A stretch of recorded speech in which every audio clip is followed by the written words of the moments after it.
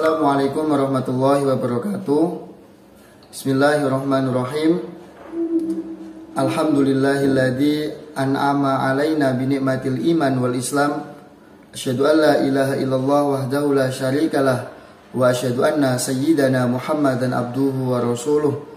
Allahumma shalli wa sallim ala sayyidina Muhammadin wa ala alihi wa sahbihi min ba'dih wa sallama tasliman katsira amma ba'du. Selamat pagi anak-anak. Alhamdulillah. Perkenalkan, nama Ustadz Ahmad Ali Marzuki. Insyaallah Ustadz akan mendampingi belajar kalian dalam pelajaran fikih di kelas 4. Sebelum kita memulai pembelajaran, alangkah baiknya marilah kita berdoa terlebih dahulu. Semoga apa yang nantinya kita pelajari bersama dijadikan Allah sebagai ilmu yang manfaat, ilmu yang barokah, dan ilmu yang senantiasa diridhai Allah Subhanahu wa taala. Waliridhaillah wali syafaati Rasulillah. Al-Fatihah. A'udzubillahi minasyaitonir rajim. Bismillahirrahmanirrahim. Alhamdulillahirabbil alamin arrahmanir rahim maliki yaumiddin. Iyyaka na'budu wa iyyaka nasta'in. Ihdinas siratal mustaqim siratal ladzina an'amta 'alaihim ghairil maghdubi 'alaihim waladdallin. Amin. Selanjutnya anak-anak, perhatikan video berikut. Bismillahirrahmanirrahim. Selanjutnya, pada kesempatan pembelajaran fikih pada hari ini, Ustadz akan menjelaskan tentang pelajaran pertama, yaitu khitan.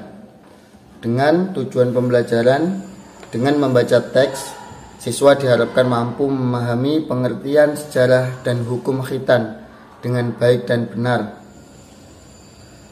Anak-anak, Islam sangat mementingkan kesehatan.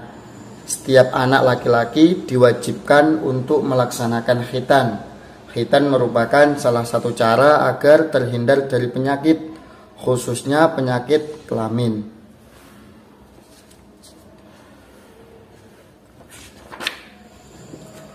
Nanti untuk peta konsep yang akan kita bahas dari bab khitan, yaitu yang pertama sejarah khitan, yang kedua hukum khitan, dan yang ketiga hikmah khitan. Perlu diketahui, yang pertama adalah kita akan membahas tentang pengertian khitan. Dalam agama Islam, khitan merupakan sebuah tuntunan syariat yang mulia sebagai pensucian diri dan bukti ketaatan kita kepada ajaran agama. Khitan adalah memotong kulit ujung yang menutupi hasyafah. Hasyafah ini mempunyai arti pucuk kemaluan pada kemaluan laki-laki.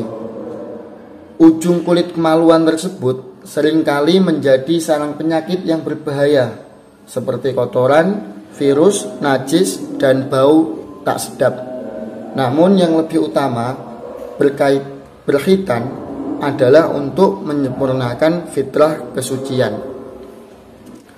Allah Subhanahu wa taala berfirman dalam surat Al-Baqarah ayat 222, yaitu A'udzubillahi minasyaitonir rajim. Bismillahirrahmanirrahim. Innallaha yuhibbut tawwabina wa yuhibbul mutatahhirin. Yang artinya, sungguh Allah menyukai orang yang bertaubat dan menyukai orang yang mensucikan diri. Dalam sebuah hadis, Rasulullah Shallallahu Alaihi Wasallam bersabda, kesucian atau fitrah itu ada 5. Yang pertama yaitu khitan. Yang kedua, mencukur bulu kemaluan. Yang ketiga, mencabut bulu ketiak. Yang keempat, memendekkan kumis. Dan yang kelima atau yang terakhir, memotong kuku. Hadis riwayat Bukhari dan Muslim. Ayat dan hadis di atas menegaskan kepada kita bahwa Allah Subhanahu wa taala menyukai orang-orang yang senantiasa membersihkan diri atau bersuci. Berkhitan termasuk salah satu cara bagi laki-laki untuk membersihkan diri atau bersuci. Anak-anak, dari penjelasan apa yang telah Ustadz sampaikan tadi,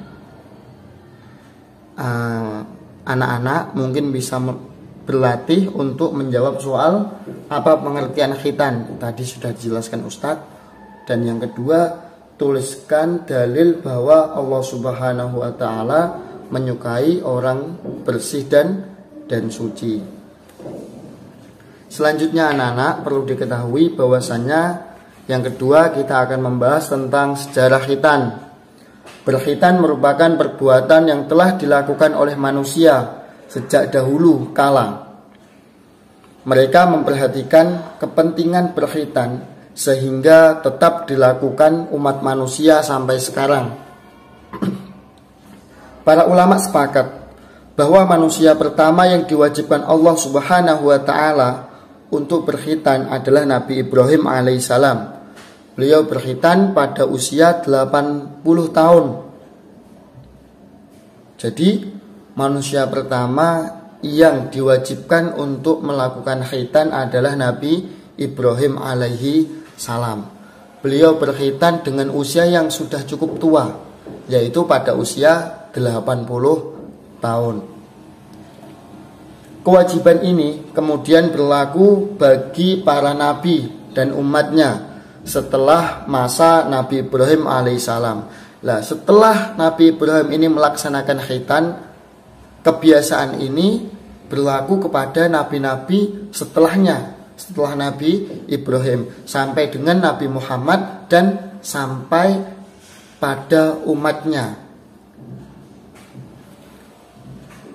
Tidak terkecuali Nabi Muhammad SAW dan seluruh umat Islam. Menurut beberapa riwayat, Nabi Ismail alaihissalam, putra Nabi Ibrahim alaihissalam, dikhitan pada usia 13 tahun. Nabi Ishak alaihissalam dikhitan pada usia 7 tahun. Sementara Nabi Muhammad SAW, ada yang mengatakan bahwa beliau dikhitan sesuai dengan tradisi Arab oleh kakeknya sendiri, Abdul Muthalib. Namun ada pendapat lain yang mengatakan bahwa Nabi Muhammad SAW terlahir dalam keadaan sudah dikhitan.